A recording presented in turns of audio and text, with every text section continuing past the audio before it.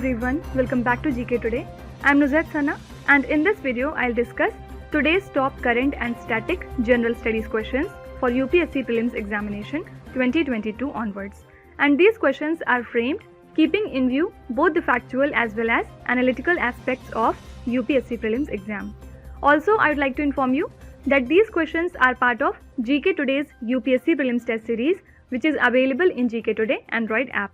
And the test series for 2022 Prelims examination comprises total of 7500 questions, divided 2500 questions on current general studies and 5000 questions on static general studies. And the series has started from May 2021 and it will end with UPSC Prelims Examinations 2022. So if you wish to access all questions of GK Today UPSC Prelims test series, you may subscribe the test series in the app. So now without wasting any further time, let's get started. So this is our 21st lecture and now let's start. Question number 1. With reference to India's bilateral and multilateral trade deals, which of the following is our correct statements? So regarding free trade agreement, two statements have been given and let's see which of the following are correct. But before that, we have to understand what is free trade agreement. Actually, these are the arrangements between two or more trading alliances that primarily agree to lessen or you can say dispose of customs tariff and non-tariff barriers on substantial trade. Okay. So now what is the importance of FTA? Why it is important? The first point is it maintains competition on a global level. Then secondly, it eliminates global monopoly and it enhances overall global growth. Means it helps in building shared ways to trade and investment and offers support for strong links, which in turn enhances the global growth. So this was all about only FTA. Okay. Now let's see India and FTA. Actually, India wants to generate more trade and investment opportunities for the country. So that's why it has engaged with various FTAs. Now let's see some important major FTAs in India. For example, first is Indian-ASEAN trade in goods agriculture. Then second is South Asia Free Trade Agriculture, that is SAFTA. Third is India-Korea CEPA. Then fourth is Japan-India. Fifth is India-Singapore. Sixth is Indo-Malaysia, and etc. Okay.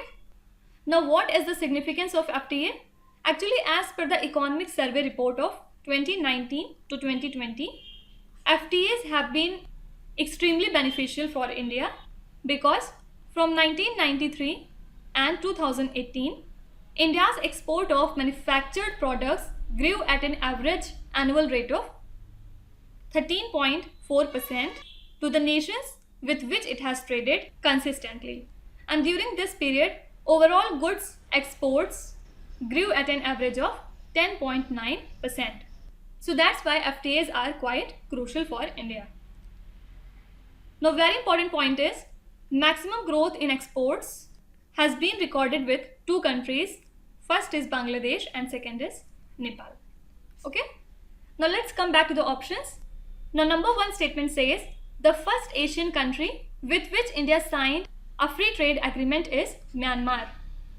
Actually, India's first FTA is ISLFTA, means India-Sri Lanka Free Trade Agreement, that was signed in the year 1998. So this was the India's first free trade agreement and not with Myanmar's. Okay. And second statement says the first African country with which India signed FTA is Mauritius. So yes, in February 2021, India and Mauritius signed a free trade agreement CECPA, that is the Comprehensive Economic Cooperation and Partnership Agreement, and this was first such kind of pact with any African country. So this is correct. First is wrong, hence right answer becomes only 2. Now apart from these two, talking about India-European Union bilateral trade and investment agreement, it is an FTA between India and European Union that is under negotiation since the year 2007. Similarly, India-Japan Comprehensive Economic Partnership Agreement was signed in the year 2011, and the agreement seeks to abolish tariff on 94% of the bilateral trade over a decade's time. Fine. Question number 2. Which of the following crops are covered under the Mission for Integrated Development of Horticulture? So this mission is a centrally sponsored scheme for holistic development of horticulture, and some of the crops that are covered under this are vegetables, fruits, flowers, spices, root crops, mushrooms, aromatic crops, coconut, cocoa, cashew, and bamboo. And this scheme is under Ministry of Agriculture and Farmers Welfare. Now let's see the options: bamboo, cashew, sugarcane, and mushrooms. So except for the sugarcane, all other come under this particular mission. So right answer becomes only 1, 2, and 4. Now why it is in news? Because Ministry of Agriculture and Farmer Welfare has provided an enhanced allocation of 2,250 crore rupees for the year 2021 to 2022 for Mission for Integrated Development of Horticulture, and this is implemented under Green Revolution Krishounnati Yojana. Now talking about some of the important sub-schemes that comes under Ministry of Integrated Development of Horticulture. First is NHM, that is National Horticulture Mission. Then HMNEH means Horticulture Mission for Northeast and Himalayan states. Third is NHB, that is National Horticulture Board. Then fourth is Coconut Development Board, Central Institute for Horticulture, and one last, National Bamboo Mission. These all are the sub-schemes of this particular scheme. Also an important thing is the center provides 60% of the program's outlay for the states and 90% in case of northeastern and Himalayan states. Okay. Next question. The term Asperger syndrome, sometimes seen in news, is related to which of the following disorders? So you have to identify this term is related to which of the following disease. Okay.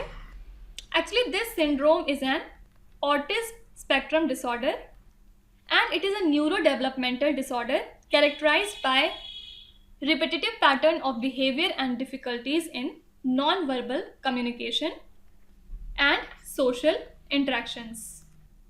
Actually, autism spectrum disorders refer to a range of developmental disorders characterized by difficulties in verbal along with non-verbal communications and social interactions. And symptoms of this particular disease generally start appearing during childhood, especially during the first 3 years of life. And while some persons on the ASD have intellectual impairments, it is not true for everyone. Some persons show normal intelligence, while yet others have skill in art, writing, music, literature, etc. Okay. Now why it was in news? Because recently in the month of February 2021, a 12-year-old Maharashtrian girl with ASD successfully swam across Arabian Sea from Bandra Swarli Sea Link to Gateway of India in Mumbai. And also it was in news because of one more reason, as the SpaceX billionaire Elon Musk has recently announced that he had this particular syndrome. Fine. And to create awareness regarding this disease, we observe World Autism Awareness Day on 2nd of April. So correct answer is option number C. Next question. With reference to various dams in news in recent times, which of the following is a correct statement? First statement says, Dahla Dam in Iran is one of the largest dams in world.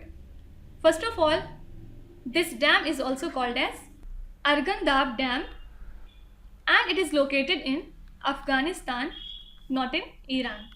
So it is the second largest dam in Afghanistan, constructed on the river Arghandab. Okay. So this is wrong.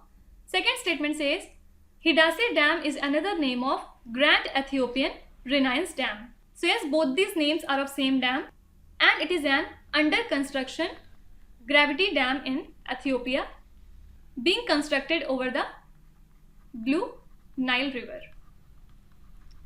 So yes, this is correct. But let's check other options as well. C option says Three Gorges Dam in China has been constructed on Yarlung Tsangpo, that is on Brahmaputra River. This dam is actually a hydroelectric dam in China, and it has been constructed on Yangtze River, not on Brahmaputra River. That's why it was wrong. And the option says largest earth-filled dam in the world is located in India. Actually, the largest earth-filled dam in the world is Tarbela Dam, that lies in Khyber in Pakistan, and it has been constructed on the Indus River. So this does not lie in India, and that's why it was wrong. Correct answer is option number B. Now coming to last question, with reference to general trends in economy, which of the below is closest to the meaning of commodity super cycle? So basically you have to know what is commodity super cycle.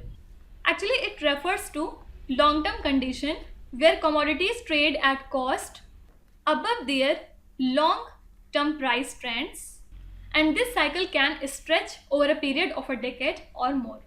And the rise in prices is generally triggered by abnormally strong demand. And the current condition is being driven by the demand recovery in USA and China because they lose monetary policy of central banks and supply side constraints. So some of the commodities that are witnessing a price rise include steel, base metals, and precious metals. So here correct answer is A option, that is commodities that trade at cost above their long-term price trends for a long term. Now let's see what are the reasons behind this commodity super cycle. First is supply side constraints. Then second is loose monetary policy of global central banks. Then third is investment in asset creation. And fourth is recovery in global demand. Okay. Now what are the problems related to commodity super cycle? Actually it is leading to input cost pressures, which is a growing concern as it is only expected to have a bearing on cost of infrastructure development in India. But also it has an impact on the overall inflation, economic recovery and policy making. And also the higher metal prices will lead to higher wholesale price index inflation, and hence the core inflation may not come down. Okay. Now it has total 4 levels.